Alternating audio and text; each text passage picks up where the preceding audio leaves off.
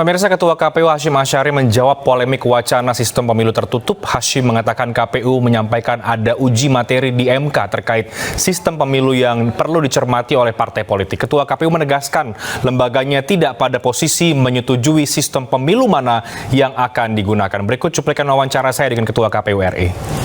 Ketika Anda mengatakan bahwa ada kemungkinan pemilu 2024 kita kembali ke sistem proporsional tertutup, ini apakah pendapat pribadi atau memang secara kelembagaan KPU kemudian menilai ada kemungkinan kita akan kembali ke sistem itu, Pak Hashim?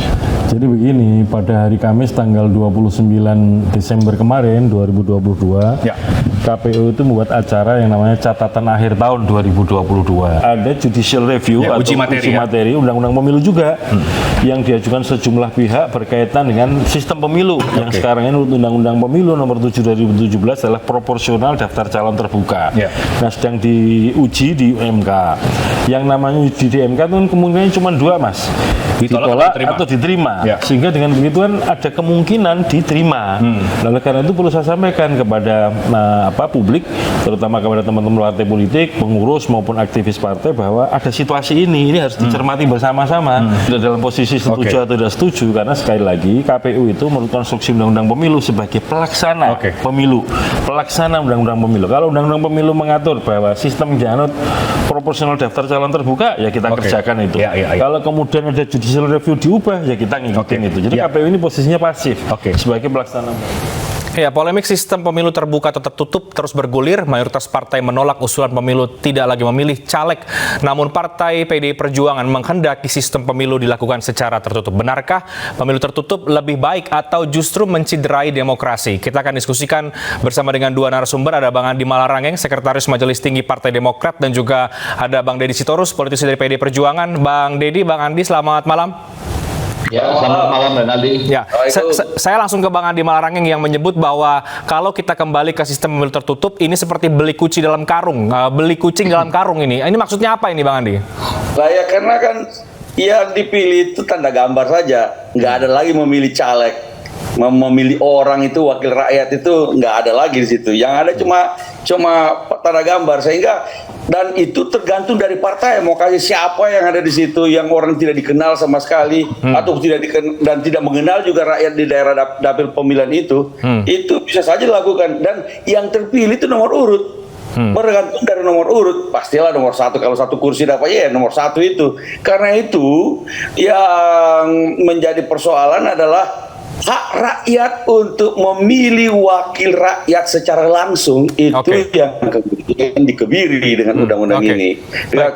Dengan kalau betul kemudian kita kembali ke arah proporsional tertutup, dan itu artinya kemunduran bagi demokrasi. Kemunduran bagi demokrasi. Tapi menurut PDI Perjuangan, Bang Andi Malarangeng, ini justru salah satu cara untuk menekan biaya pemilu dan juga money politik yang kerap kali menjadi masalah dalam setiap pemilu kita. Wah, kalau soal money politics itu nggak ada urusannya dengan sistem pemilu, itu berkaitan dengan campaign finance reform. Pertanyaannya, kita mau melakukan campaign finance reform apa tidak? Kalau soal money politics dengan sistem tertutup, money politicsnya itu di dalam partai, yaitu bagaimana berebut nomor urut nomor satu. Jadi di lobby lah pimpinan partai, siapa yang dekat dengan pimpinan partai, siapa yang di situ bisa terjadi money politics kepada elit-elit partai. Karena ini yang menentukan oligarki partai. Karena itu yang macam begini ini akan menciptakan kader-kader jenggot, akarnya ke atas, bukan ke bawah, ke rakyat. Dan karena itu Partai Demokrat jelas menolak sistem semacam ini. Kalau Partai Demokrat menolak, Partai PDI Perjuangan justru menghendaki, menyarankan memang kembali ke proporsional tertutup, ya Bang Deddy Sitorus. Kenapa demikian? Apakah Anda setuju kalau kemudian ini justru mencederai demokrasi seperti disampaikan oleh Bang Andi? Pertama saya mau bilang bahwa konteks pernyataan Ketua KPU itu adalah ada kemungkinan Mahkamah Konstitusi memutuskan kembali ke proporsional tertutup. Jadi tunggulah, nggak usah genit semua gitu, nggak usah baper. Karena bukan KPU, bukan PDI Perjuangan yang akan menentukan, Mahkamah Konstitusi. Kalau nanti Mahkamah Konstitusi memutuskan kembali ke sistem proporsional tertutup, ya kita harus terima. Sama seperti tahun 2004 berubah dari sistem proporsional tertutup menjadi terbuka. Jadi tidak perlu polemik, karena kalau udah Mahkamah Konstitusi itu sudah binding, ya, sudah nggak perlu lagi komentar. Nah, kembali soal berbagai argumen. Setiap sistem ada kelebihan, ada kekurangannya.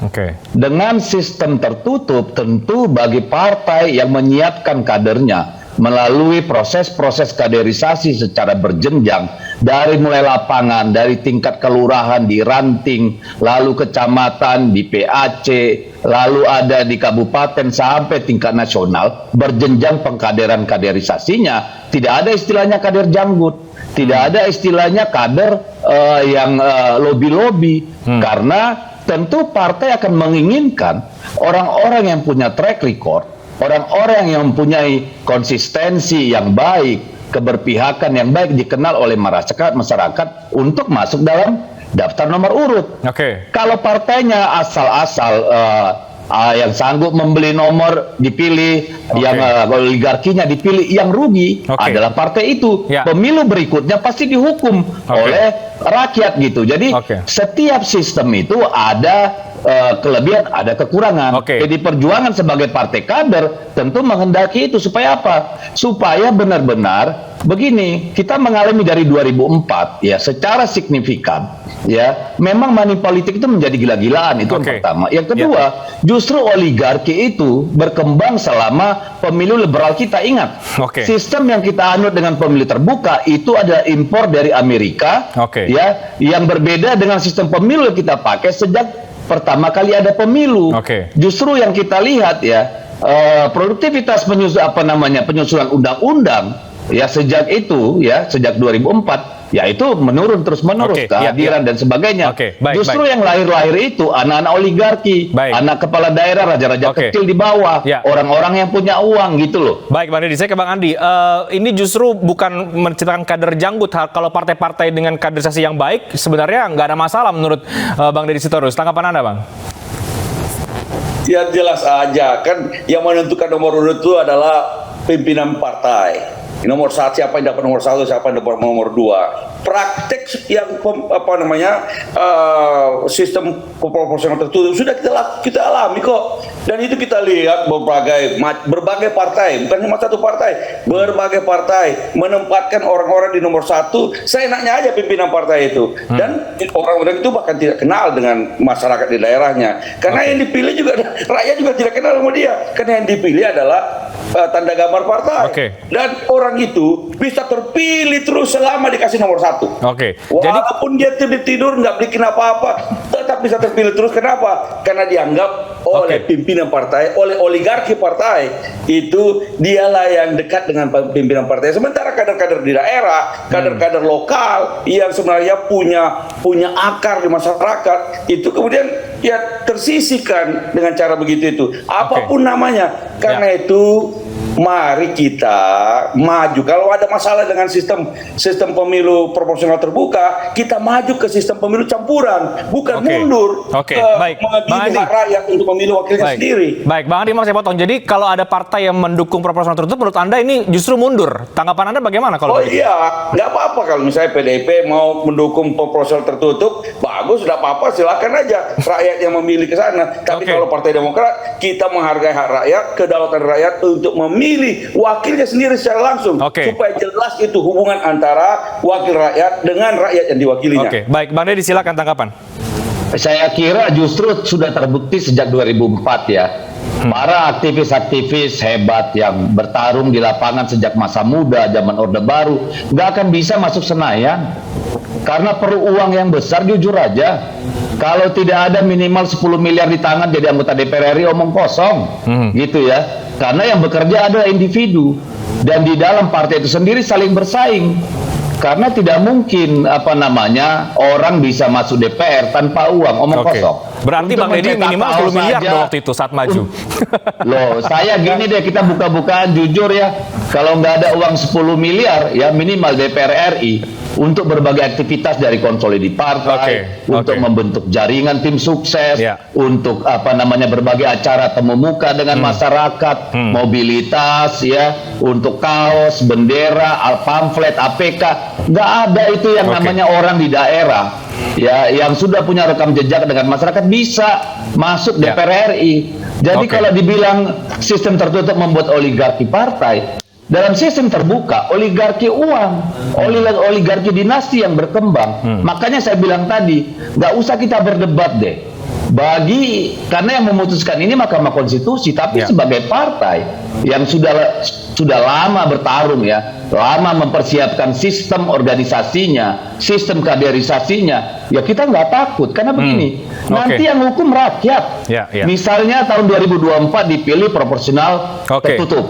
PDIP taruhlah orang-orang dekat pimpinan yang maju. 2029 pasti dihukum oleh rakyat kok. Emang rakyat itu bodoh gitu. Dan Anda yakin PDIP tidak akan dihukum oleh rakyat ya, Bang Deddy? Singkatnya begitu. Ya pasti rakyat akan menghukum sama. Begini loh, yang sekarang dia misalnya nomor 10 terpilih karena uangnya banyak, apakah dia turun, ada jaminan dia turun ke lapangan? Tidak. Ya, baik. Dia akan berpikir. Silakan Bang Andi Malarangeng, silakan Bang Andi. Lebih banyak yang tidak lah. Saya ngalami misalnya di dapil saya sendiri lah. Bang Andi tahu sendiri. Kalau soal money politics, kita bisa solusinya adalah campaign finance reform, reformasi sistem pendanaan kampanye. Itu yang harus dilakukan, reformasi. Persoalannya maukah kita melakukan itu? Kan begitu. Nah, kalau saya dengan sistem pemilu manapun bisa ada money politics di dalam makanya saya kan hanya mengatakan apa yang terjadi dari cara pandang saya. Kan dari awal saya udah bilang setiap sistem ada kelebihan ada kekurangan. Dan tadi di awal saya sudah bilang yang mutusin Mahkamah Konstitusi kok. Jadi buat apa kita berdebat soal itu ya, kita tunggu aja Mahkamah Konstitusi gitu. Silakan Bang Andi. Dan kalau Partai Demokrat, walaupun itu adalah keputusan Mahkamah Konstitusi, tapi Partai Demokrat boleh dong juga menyatakan pendapatnya tentang isu ini. Kami menolak kembali kemunduran demokrasi ke arah proporsional tertutup itu. Sudah jelas bahwa dalam negara demokrasi, kedaulatan itu di tangan rakyat. Dengan cara rakyat bisa memilih wakil-wakilnya sendiri langsung dengan proporsional terbuka. Milih caleg, boleh juga milih gambar, tapi boleh juga dong milih caleg. Jangan kemudian hak rakyat memilih caleg dikebiri, dihilangkan, lalu pilih gambar aja. Sangat jelas tentu Demokrat boleh mengatakan apa sikapnya. Sama juga kami PDI Perjuangan berhak dong mengatakan cara pandang kami gitu. Jadi menarik. Kalau saya melihatnya begini. Singkat Bang Deddy. Ya, saya singkatnya gini aja. Mari kita serahkan kepada Mahkamah Konstitusi. Sama seperti dulu kita berpindah dari sistem terbuka ke sistem tertutup. Tertutup ke terbuka gitu. Dan bagi kita sistem apapun kita akan ikuti gitu ya. Karena dengan sistem tertutup pun rakyat berhak kalau dia tidak suka dengan daftar calon yang usah dipilih. Susah amat gitu. Baik, terima kasih. Kita akan tunggu nanti bagaimana putusan MK, tapi diskusi ini sangat menarik. Terima kasih banyak Bang Andi Malarangeng, terima kasih banyak Bang Deddy Sitorus sudah bergabung di iNewsroom malam hari ini. Dan kami akan segera kembali dengan informasi lainnya usai jeda kumandang azan maghrib. Tetap bersama kami.